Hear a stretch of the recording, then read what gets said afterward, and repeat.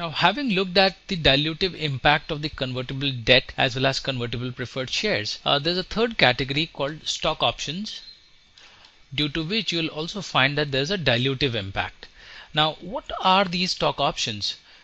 Think of stock options as ESOPs or employee stock option plans. Now, employees, if you look at of the company, are rewarded in various forms. One, that they get cash as in the form of the salary, plus incentives can be of various kinds. One of the kind of incentives which are quite popular are stock options.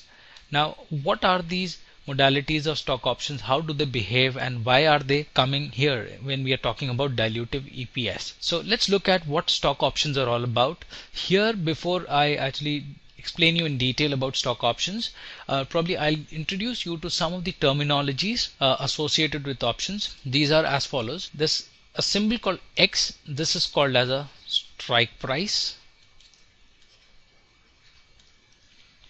Now we also have something called MP, that is market price. We're talking about company's market price, and there's additionally a thing called vesting period. I'll come to each one of them one by one. So when an employee is actually released a stock option, this is how it works. A stock option is released to, let's say, David, and we're talking about a company like Colgate, and the trading at the current market price is, let's say, $60. Now let's say David, because he's a great employee, a great asset for Colgate, he receives stock options, and let's say he receives 10,000 stock options, and the strike price for this stock option is, let's assume this is 100. Now what will this imply? Strike price of 100, market price being 60. So what is the total implication on David and how this will function? So a strike price is basically an option given to an employee.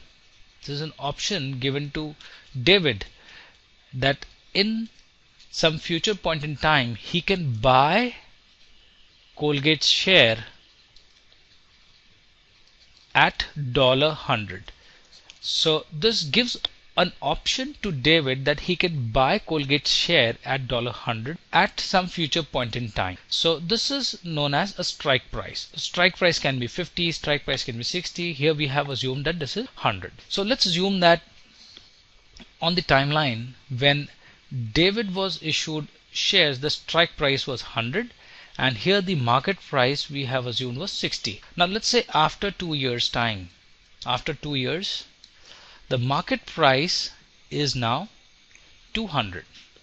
So just an optimistic scenario, let's assume that the market price is 200. So what do you think David will do?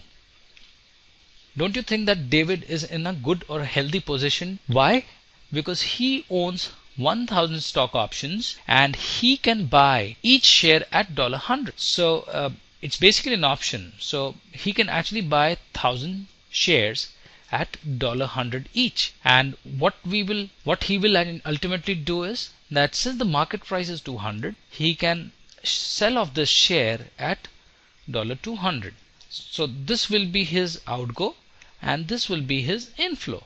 So ultimately making a profit of 1000 into $100, that is $100,000. So with this stock option in 2 years, if the market price is greater than the strike price, it makes obvious sense for David to kind of buy Colgate share from the company's management and sell these shares in the open market at the market price, so thereby resulting in a profitability kind of a situation. So this is how stock options actually work.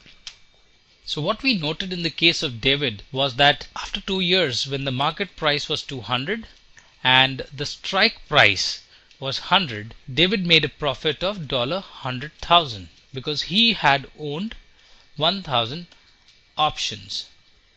So when there is a situation like this where market price is greater than the strike price, we call this as in the money option.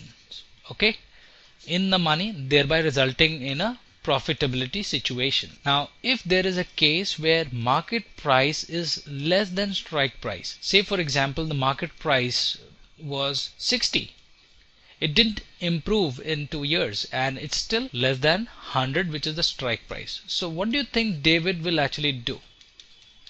Now do you think David will go to the management and buy these shares at 100 when the market price is 60? Obviously it is a total nonsense for David if he does that. He's better off probably if he buys shares from the open market if he needs be. So in this case what David will do is he'll do nothing.